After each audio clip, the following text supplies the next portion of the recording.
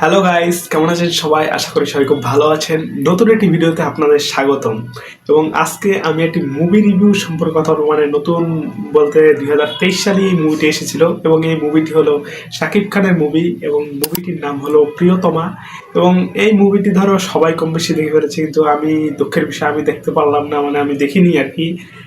তখন আমার দেখার সুযোগ হয়নি, কিন্তু এখন আমি মুভিটি দেখে ফেলেছি এবং এই মুভিটি ইউটিউবে অ্যাভেলেবেল আছে, চাইলে তোমরাও দেখতে পারো। আশা করি সবাই দেখে ফেলেছে কম বেশি, কারণ এই মুভিটি ধরো 2023 সালে সর্বোচ্চ ভাইরাল হওয়া বাংলাদেশি মুভি, যেটা বাস্তব। হ্যাঁ, থিয়েটারে প্রায় অনেক দিন, প্রায় 1.5-2 মাসের বেশি এই মুভিটা থিয়েটারে চলেছিল।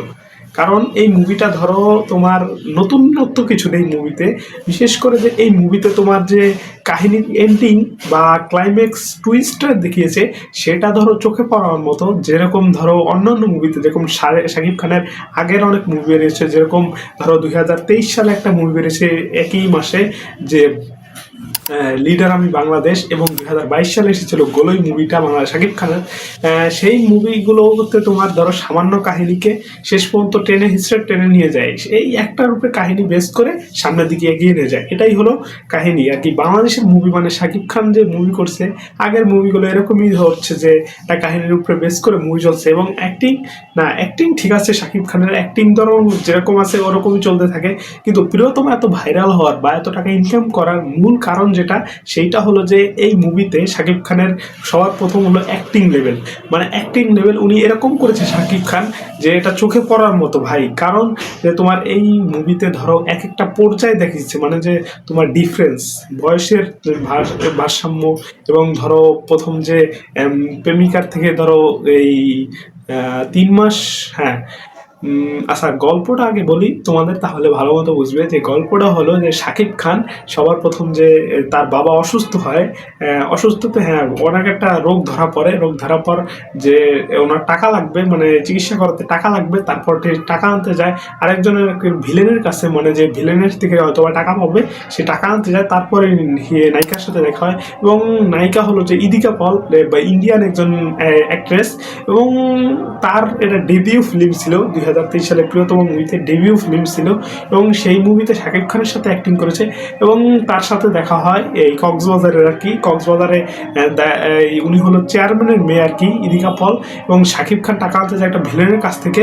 তারপর হয়তো ওই শাকিব খানের ভাবি ছিল, ভাবিকে আর কি ওই ভিলেনরা মারে, সেজন্য সে ওই ভিলেনদেরকে মেরে এবং থানায় যায়। তারপর থানায় ধরো সলিউশনের জন্য যে চেয়ারম্যানের কাছে যেতে বলে, কিন্তু চেয়ারম্যানের কাছে যাওয়ার পর যে ইদিকা পল তাকে ঘুরায়, শাকিব খানকে ঘুরায়। তারপর টাকা আর কি যে বলে বাসায় নেই, সেই আমার বাবা বাসায় নেই, বিভিন্ন এরকম।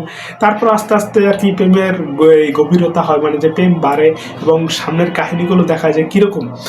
তারপর যে ভিলেনের সাথে কাহিনী, তারপর প্রেম ঠেম সব বোঝায়। তারপর অবশেষে টাকা পাওয়ার পর সে চলে যায়, এবং চলে যাওয়ার পরেই যে কয়েকদিন পর আবার এই ব্যাক এসে দেখে যে আর নায়িকাকে খুঁজে পাওয়া যাচ্ছে না, তাদের বাসায় কেউ নেই, তার বাবা নেই, তার কেউ নেই। এটাই দেখানো হয়েছে। এবং শেষ 20 মিনিটের কাহিনী আর বলবো না। ধরো এই মুভিটা এতটা ভাইরাল কিংবা এতটা জোস মানুষের কাছে পছন্দ হয়েছে শাকিব খানের অ্যাক্টিং, যেটার কারণে সেটা হলো লাস্ট 20-30 মিনিট এই মুভিটির এন্ডিং। কারণ এই মুভিতে টুইস্টের পর টুইস্ট, এবং টুইস্ট হালকা পাতলা আছে, তারপরও যে অ্যাক্টিং লেভেল এবং যে কাহিনীর মোড় ঘুরিয়ে দেওয়ার মতো কাহিনী, সেইটা শেষের দিকে দেখিয়েছে। এবং সেজন্যই প্রিয়তম মানুষের কাছে পছন্দ হয়েছে, মানুষ বারবার হলে যেয়ে দেখছে। এবং প্রেমিক পুরুষ ধরো প্রেমে ব্যর্থ হলেও যে তারপর যে একটা সফলের চিন্তায় বা সেরকমভাবে দেখানো হয়েছে। এবং ধরো শাকিব খানকে বা এই জায়গায় প্রেমিক পুরুষ যে ব্যর্থ পুরুষ, সেই জায়গায় দেখানো হয়েছে। এবং সে ব্যর্থ পুরুষ হলে যে কি হয়ে যায়, তার অবস্থা কীরকম হয়, তারপর যে ব্যর্থ পুরুষ কী করে সেইগুলো দেখায়। এবং যে হয়তো বা ওনার মনে আসে যে আমাকে ধোকা দিয়েছে, সেই রকমভাবে দেখানোর চেষ্টা করেছে। এবং ভাই এই মুভির ধরো একটা গান আছে যেটা ঈশ্বর গান, এবং আছে ইদনি একটি গান, এবং আছে ও প্রিয়তমা।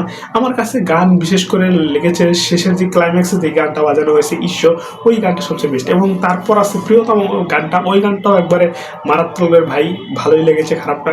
এবং এই মুভির ডিরেক্টর হলো হিমেল আশরাফ, এবং উনি একজন ধরো আগের যে ওনার যেই, এবং উনি কোনো ফিল্ম কত ভালো করেনি, এই মুভিতেই ধরতে গেলে একটা ভালো একটি মুভি উপহার দিয়েছে মানুষদের। এবং শাকিব খানের ধরো বলতে গেলে আমি বললাম না যে 2022 সালে গোলই মুভি করেছে এবং 2023 সালে লিডার বাংলাদেশ মুভি করেছে এবং এই ধাঁচেরই মুভি সবসময় উনি করে আসছেন এবং 2023 হলো ওনার জন্য টার্নিং পয়েন্ট।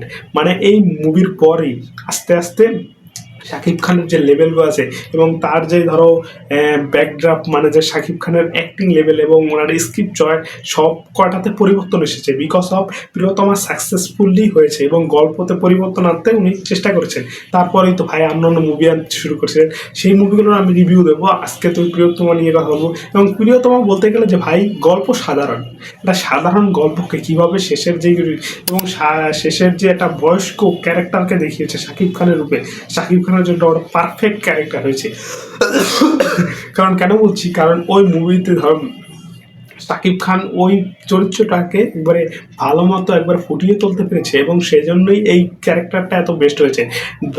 যখন ধরো এই মুভিটা ট্রেইলার বের হয়েছিল সবাই তো ধরো অত আশা ছিল না যে সবসময় যেরকম মুভি আসে ওরকমই ট্রেইলার হবে, কিন্তু শেষের যেই মানে ধরো বয়স্কর যেই লুকটা, ওই লুকটা দেখানোর পর এবং পোস্টার বের করবেন সবাই তো অবাক, কি ভাই এইটা কেন শাকিব খান অন্য ধাঁচের লুক নিয়ে আসছে এবং সেটা বয়স্ক লুক।